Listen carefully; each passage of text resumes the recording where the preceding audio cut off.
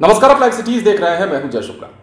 बिहार में पिछले दिनों भ्रष्टाचार की एक ऐसी तस्वीर निकलकर सामने आती है जिसे देखने के बाद हर कोई सवाल करने लगता है। सवाल यह करने लगता है कि आखिर करोड़ों रुपए से बना पुल नदी में भरभराकर कैसे गिर जाता है। हम बात कर रहे हैं सुल्तानगंज अगवानी ब्रिज की, जिस ब्रिज के गिर जाने के बाद न सिर्फ सरकार पर सवाल उठे बल्कि ब्रिज को बनाने वाली कंपनी भी कटघरे में है। अब इस मामले में हाईकोर्ट ने गंभीर और संज्ञान लेते हुए हाजिर होने को कह दिया है। इसके साथ ही सरकार से भी जवाब मांगा है कि आपने अब तक इस पर क्या एक्शन लिया। एक्शन टेकन की रिपोर्ट मांगी गई है हाईकोर्ट के द्वारा और अब इस मामले में हाईकोर्ट ने सख्ती दिखाते हुए काफी सारी बातें भी कही हैं। देखिए, पटना हाईकोर्ट ने 1710 करोड़ की लागत से बन रहे सुल्तानगंज अगवानी घाट पुल के गंगा नदी में गिर जाने को गंभीरता से लिया है। कोर्ट ने निर्माण करने वाली एजेंसी मेसर्स एसपी सिंगला के एमडी को 21 जून को हाजिर होने का आदेश दे दिया है। साथ ही पुल निर्माण से जुड़े सभी महत्वपूर्ण दस्तावेज भी पेश करने को कह दिया गया है। अवकाशकालीन न्यायाधीश न्यायमूर्ति पुनेंदु सिंह की एकल पीठ ने ललन कुमार की पीआईएल पर सुनवाई के बाद यह आदेश दिया है। कोर्ट ने राज्य सरकार को भी एक्शन टेकन रिपोर्ट पेश करने को कहा है और पूछा है कि बताइए आपने इस पर क्या एक्शन लिया है। सरकार को भी यह बताना होगा, सरकार को भी जवाब देना होगा। तो ऐसे में याचिकाकर्ता ने पुल निर्माण कंपनी को ब्लैक लिस्ट करने तथा हाईकोर्ट के सिटिंग जज से जांच कराने को लेकर याचिका दायर की थी।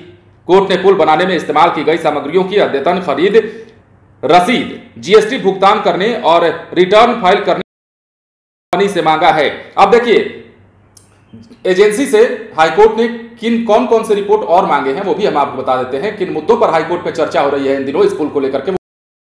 हाईकोर्ट में एजेंसी से जो रिपोर्ट मांगी गई है, सबसे पहली बात तो यह कि पुल की कुल लंबाई क्या थी, यह भी बताना होगा। साइट पर नदी की धारा कैसी थी, इसके अलावा जहां बुनियाद थी यानी कि जहां नींव थी वहां मिट्टी कैसी थी, क्या मिट्टी की जांच हुई थी या मिट्टी की जांच नहीं हुई थी, ऐसे ही आप पुल खड़ा करने चल पड़े थे। क्या आपको यह पता था कि यहां की मिट्टी जो है के नींव के लिए, ये तमाम चीजें अब हाईकोर्ट को बतानी होगी, जांच एजेंसी के एमडी को। इसके अलावा पुल का डीपीआर क्या था, जियोलॉजिस्ट से प्रमाण पत्र लिया या नहीं लिया, यह सब बताना होगा। नदी के तल की रूपरेखा क्या थी, मतलब तमाम चीजें अंदर से लेकर बाहर तक की रिपोर्ट कार्ड सौंपनी होगी एजेंसी को और बताना होगा कि आखिर ऐसी कौन सी लापरवाही सामने आई जिसकी वजह से 1710 करोड़ की लागत से ड्रीम प्रोजेक्ट नीतीश कुमार का कहा जाने वाला यह ब्रिज धड़धड़ाकर गिर पड़ता है, नदी में समा जाता है, जिसके बाद बिहार में भ्रष्टाचार की एक और कलई खुल जाती है और कहा जाता है कि बिहार में आखिर भ्रष्टाचार किस कदर व्याप्त है। बिहार में काम करने वाले जो